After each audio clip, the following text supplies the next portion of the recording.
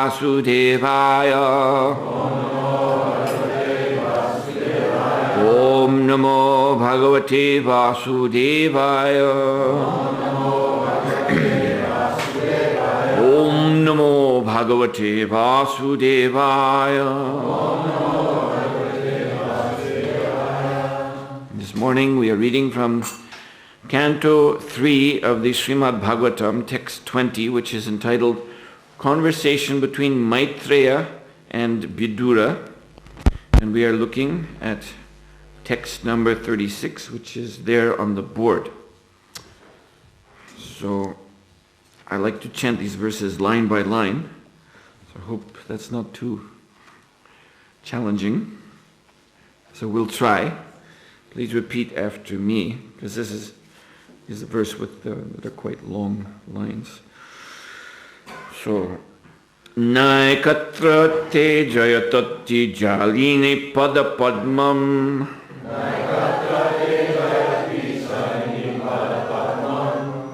Grinantya muhu karatalena patat patangam.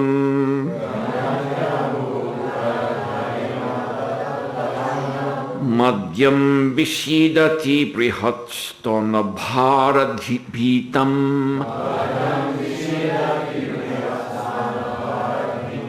Shante vadrishtir omala shushikha samuha.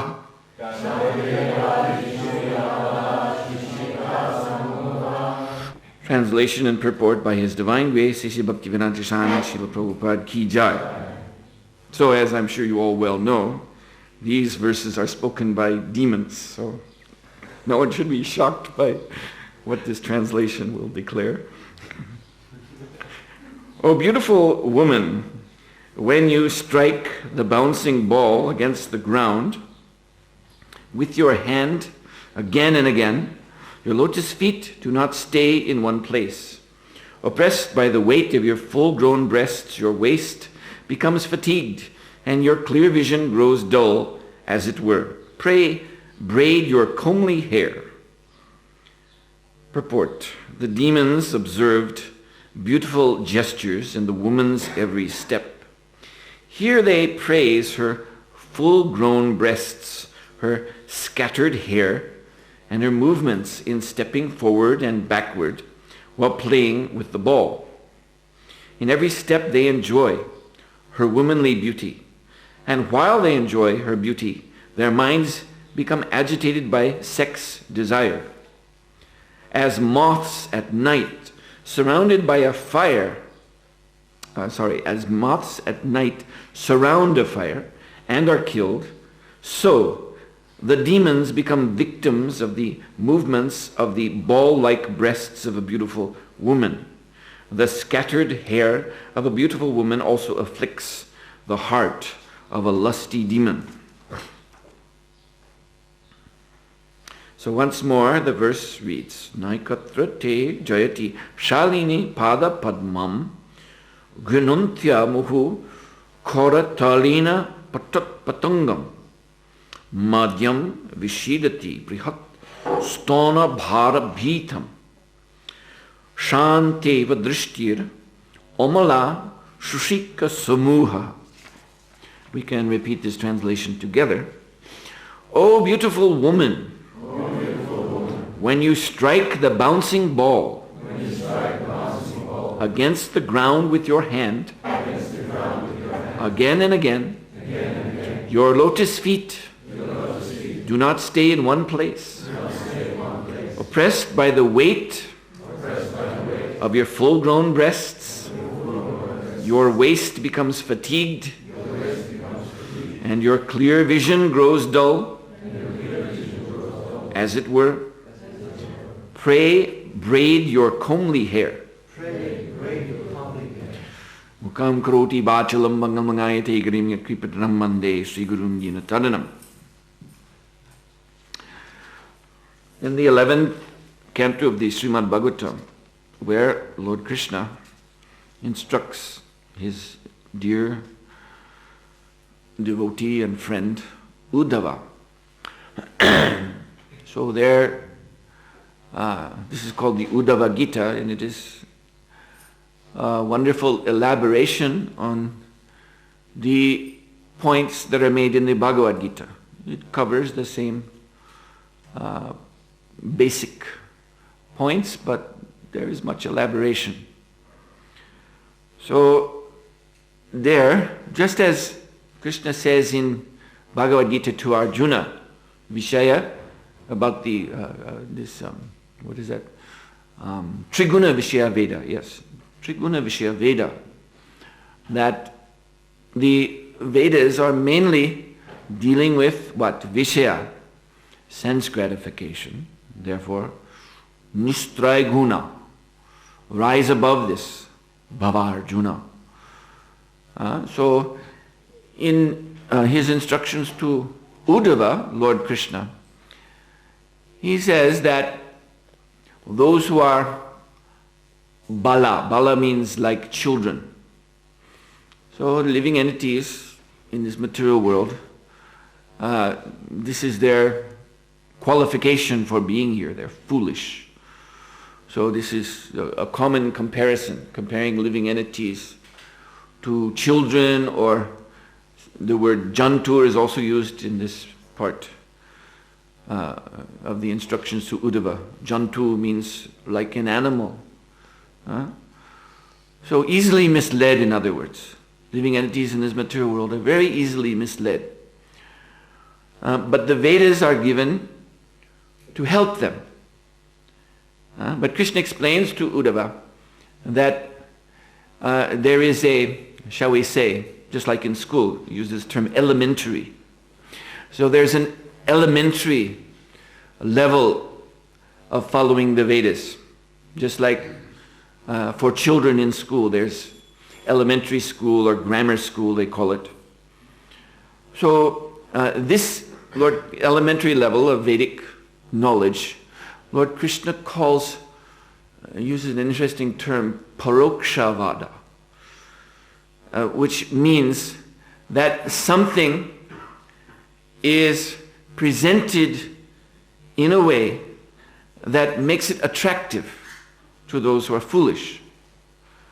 It is actually something else. There's another intention, but to get them interested, it is presented in a way that is very appealing to them, although that's not the point of it. This is the meaning of parokshavad, and Srila Prabhupada has given illustrative examples of this.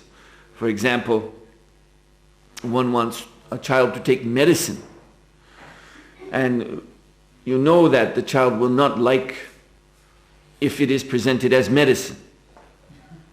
Child thinks, no, this won't be good, this will taste bad, I don't want it. So rather it is presented as a syrup, and if necessary some sugar is mixed with the medicine to make it very sweet and tasty.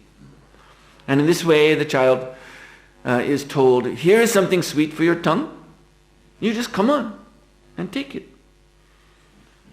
And nothing further is said at that stage, you see. Just come on, this is sweet, take it.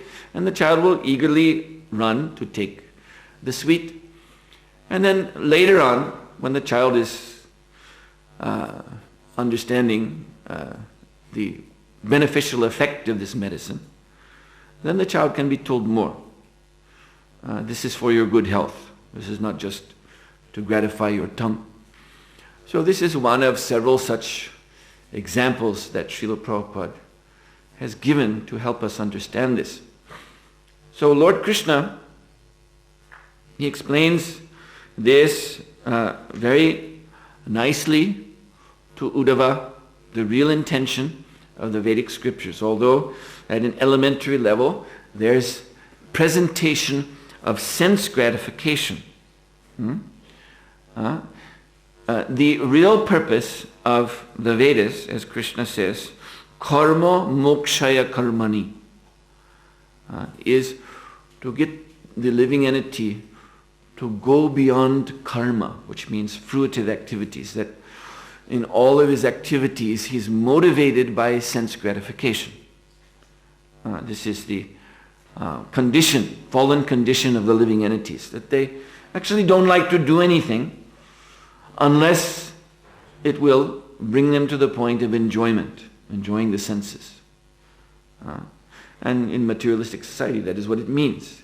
They're busy doing so many things, things that look very technical and scientific and highly developed in so many ways. But the ground principle, what's at the bottom of it or what's at the heart of it, is sense gratification.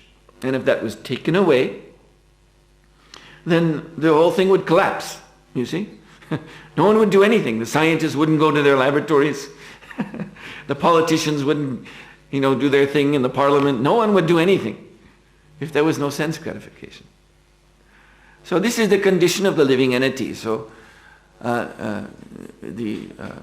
Lord and the great sages, Lord Brahma, Lord Krishna, Lord Brahma, the great sages who have propounded the Vedic texts in different ways, understanding this, have given this initial parokshavad presentation.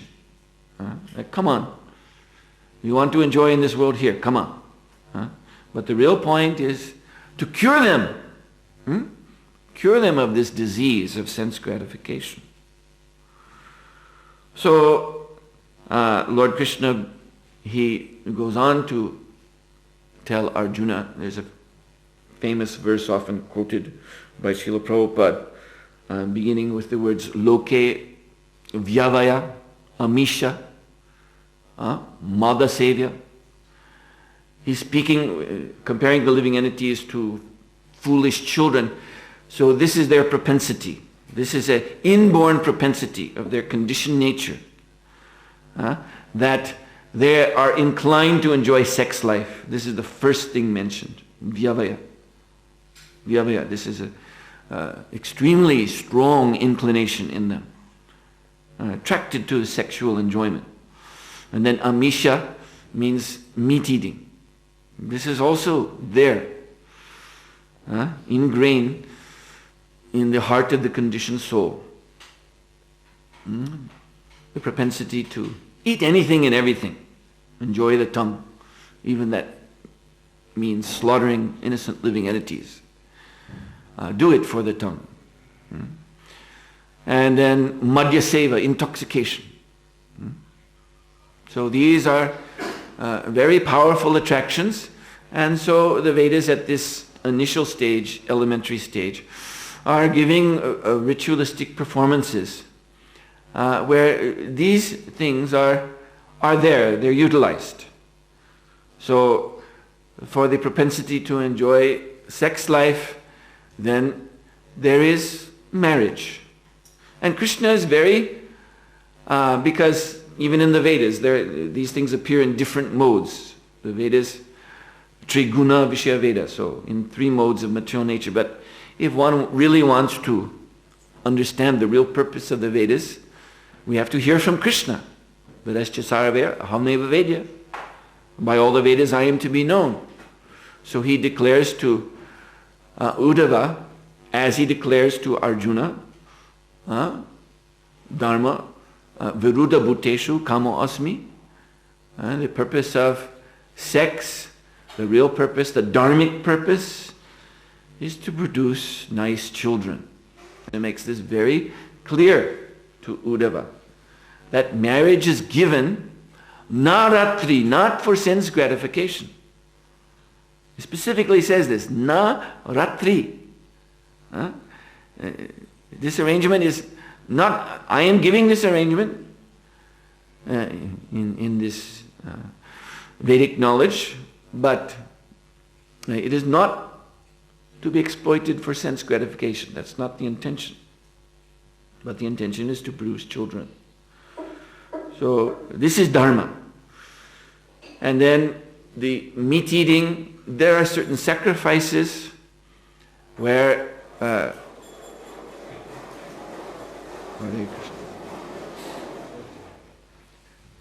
animals are offered in sacrifice. And here also Krishna says, nahingsa. This is not there to for as an indulgence to the lust to do violence to other living beings. And so these sacrifices must be conducted by qualified Brahmins who actually promote the souls of these living entities who may be offered in sacrifice. They have that power. And if they don't have that power, then this is stopped. In Kali Yuga, this animal sacrifice is forbidden by Lord Chaitanya Mahaprabhu. And we see Acharya Madhva, the founder Acharya of the Brahma Sampradaya in this Kali Yuga. Being a Vedic Acharya, he performed those sacrifices, but although he's Acharya, he took the position that I have no qualification to deliver animals through sacrifice. So he would make statues of animals from flour, and he would then cut their heads, chanting the mantras. So this is the point. If one, for some reason, needs to do such sacrifices, I can't think of any reason, but just say hypothetically there is some purpose for such a thing being done now, then this is the way one would do it, following in the footsteps of the great Acharya Madhvacharya. So nahingsa, this is the principle. The point of these sacrifices is not to do violence to other living entities. They should be benefited. And then as far as the intoxication, there are, just like in the Catholic rituals also, there's some place where they're offering some ritual cup of wine. So that is originally there in the Vedic sacrifices. And Krishna says that is only meant to be smelled. You see, the wine cup is passed around and everyone can sniff it. So we understand that if it would be drunk, as they often do, then that's a mode of Vedic sacrifice that is below Krishna's approval. It may be there are some, and this is the next point, there are some brahmanas who endorse these lower modes of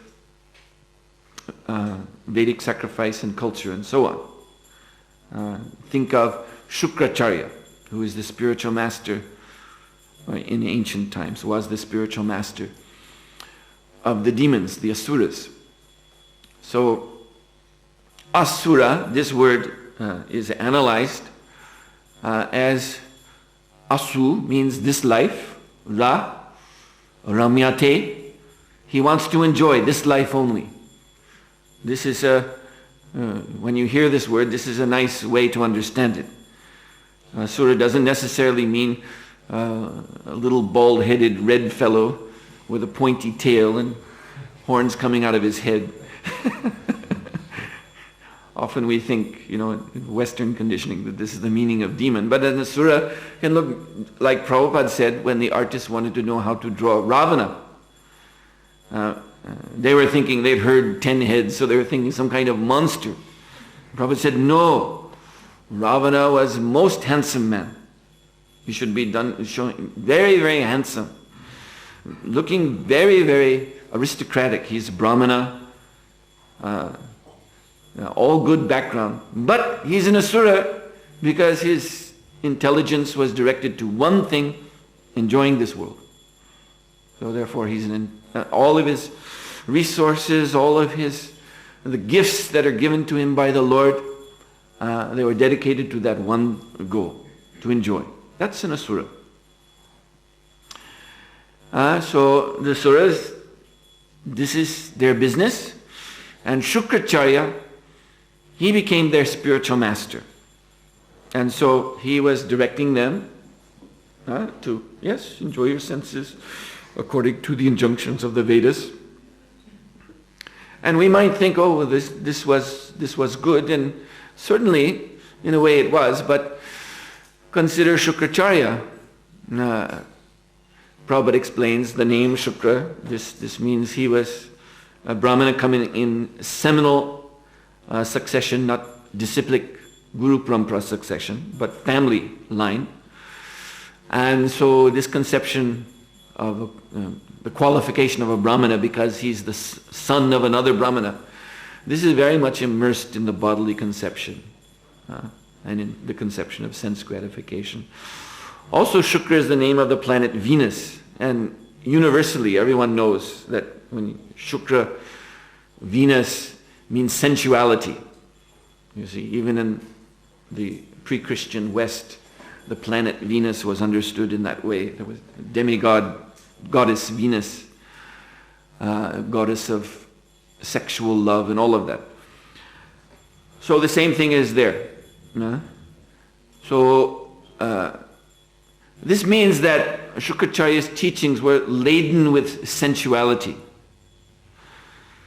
And in his role as spiritual master of the demons, he had his interests that actually was good for him because the demons are also very powerful and very opulent.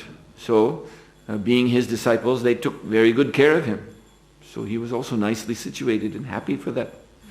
But we see, then you see the real meaning of all this in the Bhagavatam when he was advising Bali Maharaj not to surrender to Vamanadev. You see, then the whole mass, we can dress all this up. Well, that is also Vedic. You see, even the Asuras are Vedic, you see. And this goes on. This goes on in the Karmi society, and it is even encroaching on ISKCON too these days, as I notice. And this banner of Vedic can be waved over anything, you see. But if we really want to know what is Vedic, we have to hear from Lord Krishna. Because Veda means knowledge. So Bhagavad Gita is spoken by Krishna to give us that transcendental knowledge which is most beneficial, which will bring us to His lotus feet, bring us back home, back to Godhead, establish us in devotional service. This is the real benefit of Vedic knowledge for the living entity. And anything apart from that, we see, this is Krishna's very most firm position, that anything apart from that is ignorance.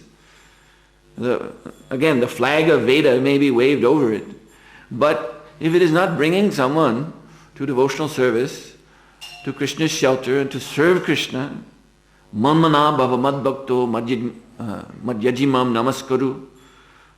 This verse is called the Gita Rahasya by Vishwanath Chakrabarti Thakur and Srila Baladev Vidyabhushan. Rahasya means the most confident, the secret of the Gita. What the essence of the Gita, what we should understand from that all these 700 verses are about. That one should come to the point of always thinking of Krishna, becoming Krishna's devotee, worshipping Krishna only, and being surrendered, meek and humble servant of the Lord and His devotees. So this is the essence of the Gita. This is why Krishna is speaking it. So anything going under the flag of Veda which does not bring us to that, then from Krishna's point of view, it is not Veda, it is not knowledge. Then it must be ignorance. And we have heard in purports before, Srila Prabhupada, in this section of the Bhagavatam that you're reading now, that the Vedas the demons are born out of ignorance, the ignorance of Brahma. They're born from that. They're born from it and they're sworn to it. This is their nature, to be drawn into darkness. And therefore it is also said that for the demons, because for all in the initial stage of creation, Brahma was giving the different groupings of living entities knowledge which is suitable for them to fulfill their business in the material world. So what knowledge did Lord Brahma give to the demons? He gave them Maya, which means illusion, which also means magic, but it is cheating, in other words. And the demons, they were very happy to receive that, because this is their nature. You see, the Vedic scriptures stress this actually. There's that narration from the Upanishads when Virochana, who is the father of Bali Maharaj, Virochana, son of Prahlad Maharaj, he went to Lord Brahma, and also Indradev, king of the demigods, went to Lord Brahma. At the same time, they approached Brahma to learn from him Atma Tattva, Atma Gyan, the science of the self, the true meaning of Atma, what is the self. So Brahma, to test them, because spiritual master tests his disciples, so his initial reply to them is that the Atman, the self, is that which you see in a dish that is filled with water. In other words, a dish with water in it has a mirror surface. So when you look in the mirror surface, what do you see? You see your body, you see your face. So Brahma said, that is Atmagyan. And both, then hearing that, they both went back to their respective places and told their followers, this is what Brahma has taught me. So Indra, when he told his demigod associates, they were shaking their head. They were, skeptical. There must be something more than this. This cannot be Atmagyan. You should go back. They encouraged him. You should go back to Brahmadev and ask him more, because this does not sound satisfactory to us. When Virochana went to the demons and told, they all rejoiced. Great, that's what we wanted to know. We're the body, that's wonderful. Then let's enjoy, full speed. See, this is their nature. And this is all in this section of Bhagavatam, so dramatically and graphically brought out. As soon as the demons appeared, what did they want to do? They wanted to have sex with Lord Brahma. And now he's manifested this body of dawn, which is just, consider this also. This is just light, you see. And this can make you think of one very major industry in the world today called the sex industry or the pornography industry. So it's just propagating images made of light and color of beautiful women. And this is, I read a few years ago, there's a magazine called Premiere. And this is a normal magazine, but they had a kind of very sarcastic article on the pornographic industry in Los Angeles, which is just over a mountain range from Hollywood. So they're talking about these both film industries.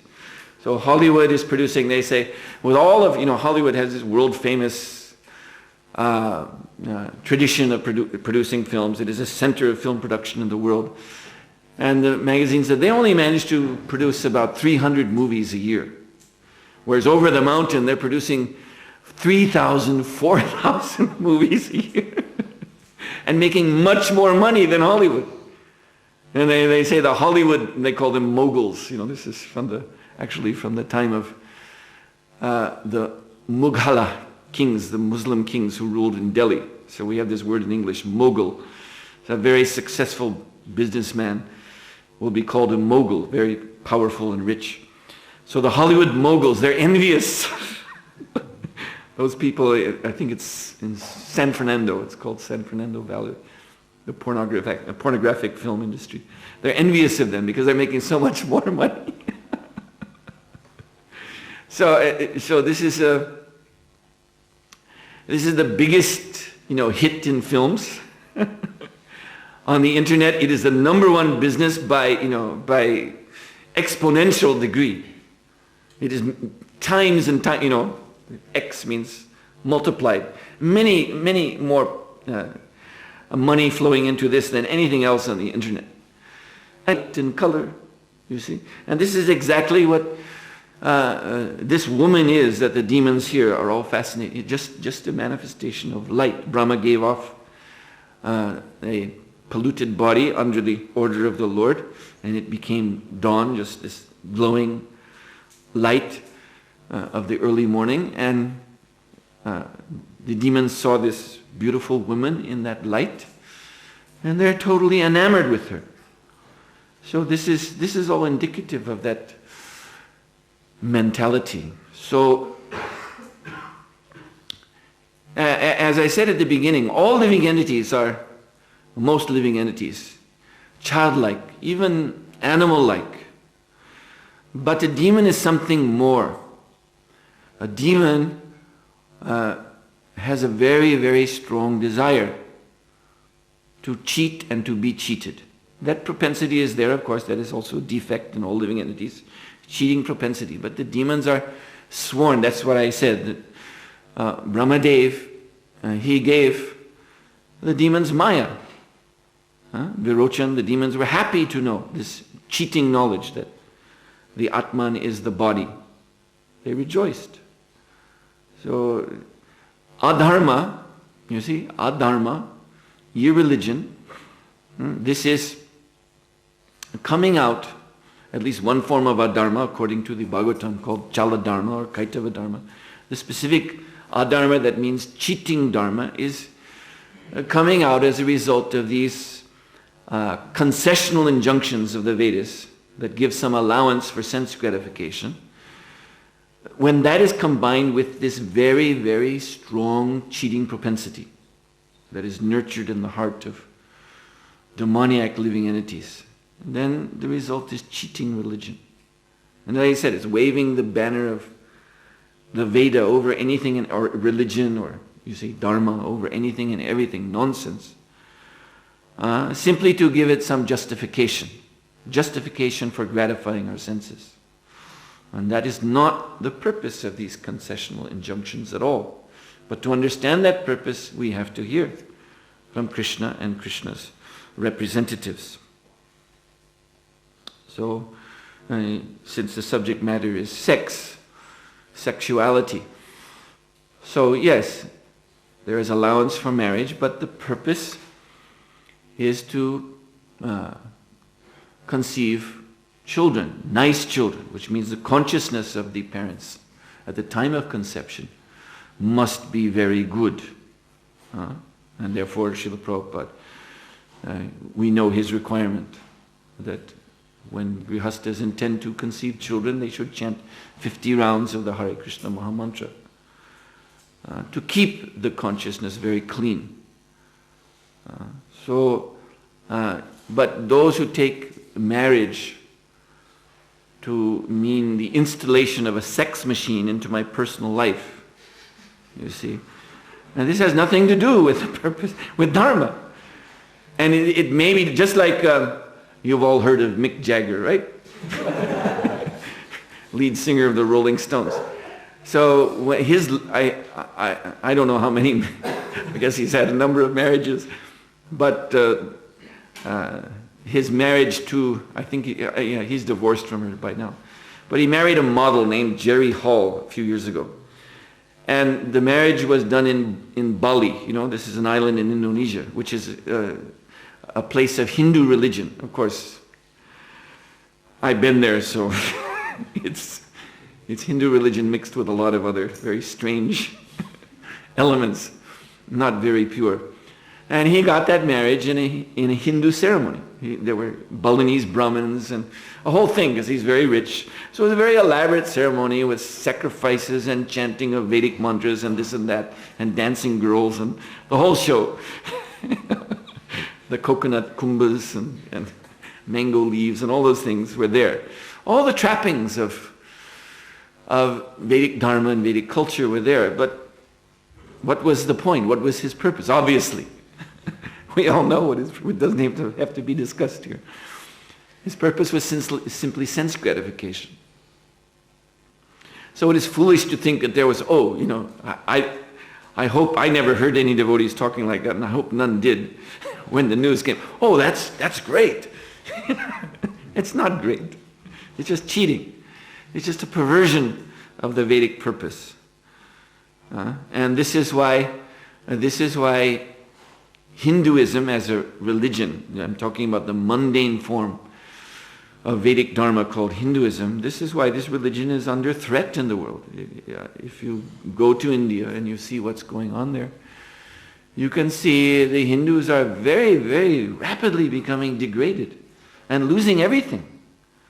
There's one in Mumbai, one of the leaders of the so-called Hindutva movement, which is India's for Hindus. This is a kind of nationalist movement. So you might think that a leader of such a movement would be a very religious person.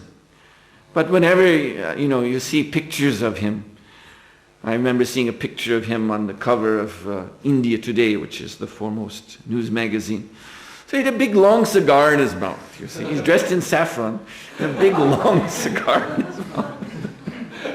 And then devotees know him because he did, I'm speaking in this way, but the fact is he did help at that time when the early Juhu temple was under threat. He came to the side of the devotees, and that was very helpful because he's a very prominent politician. So devotees know him, and they sometimes visit him, or they don't visit him anymore because of what I'm about to tell you. One devotee went to speak to him about some program that the devotees might do with his organization. But when he came to the door, he had a big bottle of whiskey in his hand. And he was totally drunk. And his wife had recently died, that's why he was drinking. And so he was drunk, he was not in his right mind. So when he saw the devotee, he just looked at him and said, "I don't believe in Krishna." Holding whiskey in his hand. "I don't believe in Krishna. My wife died. Krishna didn't save her. I don't believe in him." And he's supposed to be a leader of the Hindu community. So we see in India, the young generation of Hindu boys and girls, they're just swallowing Western culture whole. Just swallowing it. You see, the way they dress, you go to Delhi, especially Mumbai, is even worse. The girls now, they walk around in tight jeans and t-shirt. 10 years ago, you'd never see such a thing. Young girls wore this salwar kameez, but now they just wear, tight jeans t-shirt. So boys, these weird haircuts, greasy mops on their heads. And, learning, I saw this when I was in Delhi, because when I'm in Delhi, I visit my godbrother's place, Gorsundar Prabhu. So he lives near the temple. And a couple floors below, one young Christian boy had taken a room. You could see something on his door, Holy Spirit, something. So he was Indian, but he was Christian. And being a Christian, I think he seemed to, because of his name, it looked like he was recently converted to Christianity. And so now he thought, as a Christian, I have carte blanche, you see, to enjoy myself. And all the day, I'm sitting up there, and from 2 floors below, I'm hearing this rock music. He's learning to play rock guitar.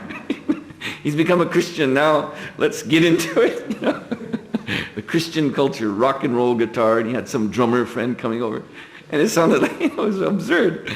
I mean, when I was young in America, I had friends like that practicing. They couldn't play right, but they're always practicing, dreaming about becoming a rock star, hopeless.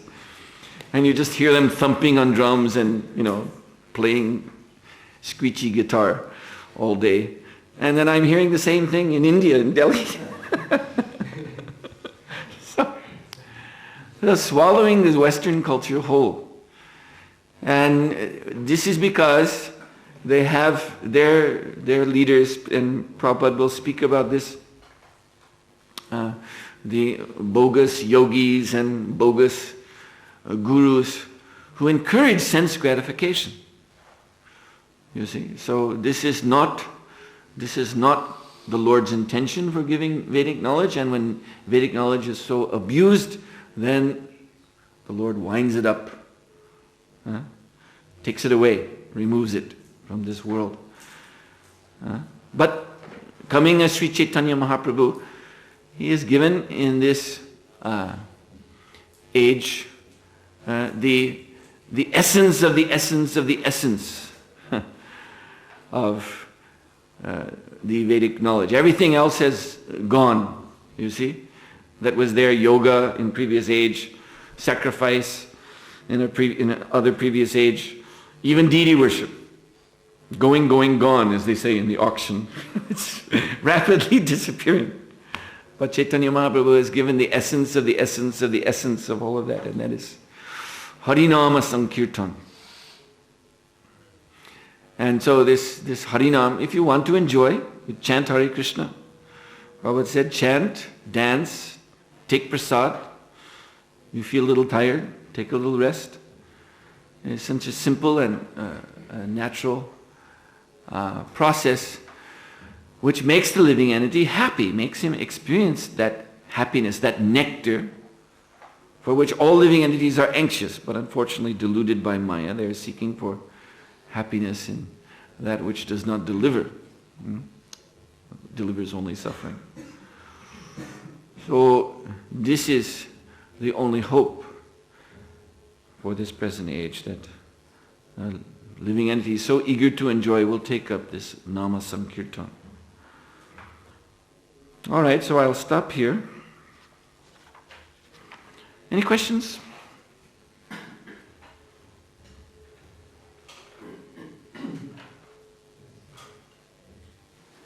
Oh.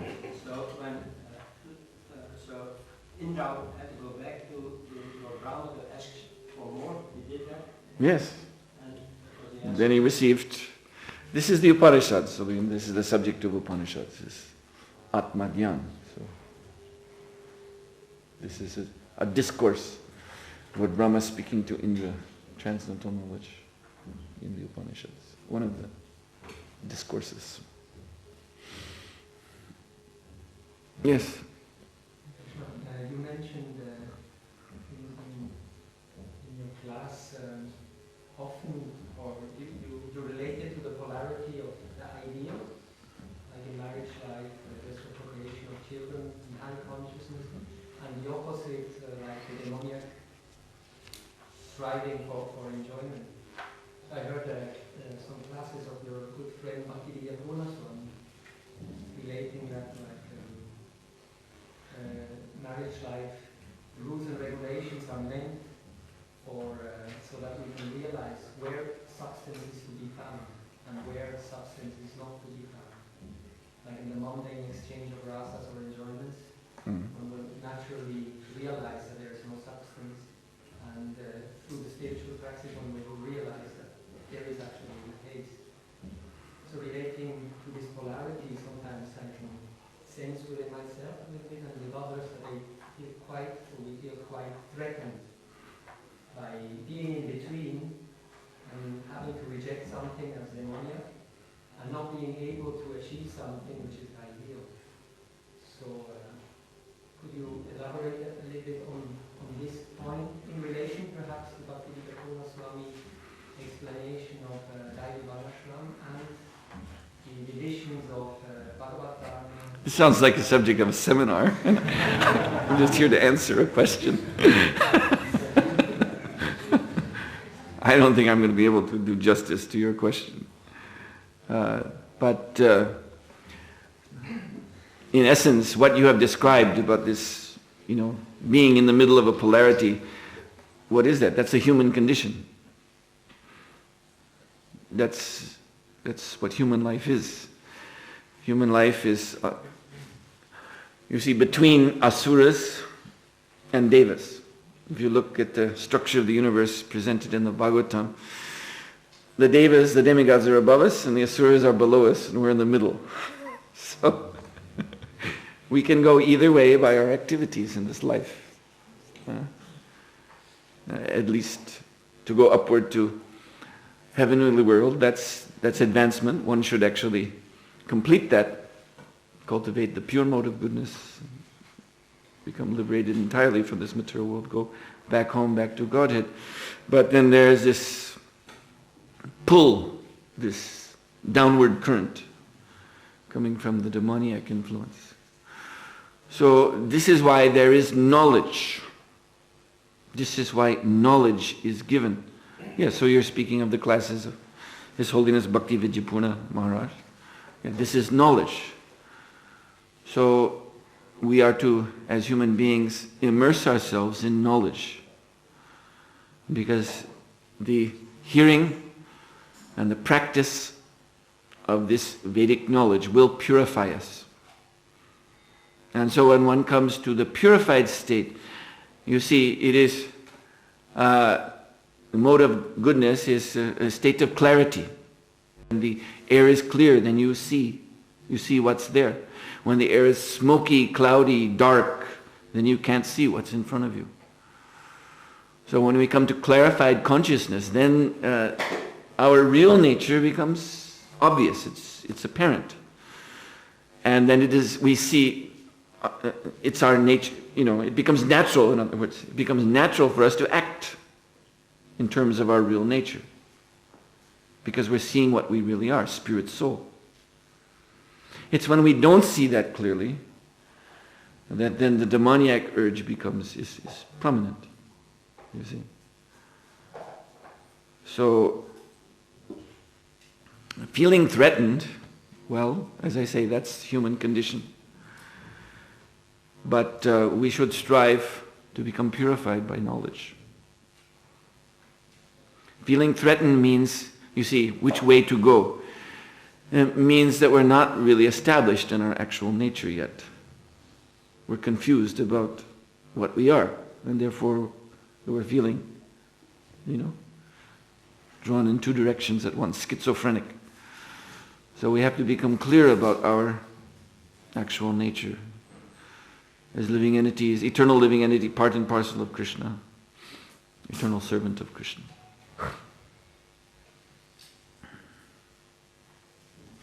Anything else? Right, then Srila Prabhupada ki jai.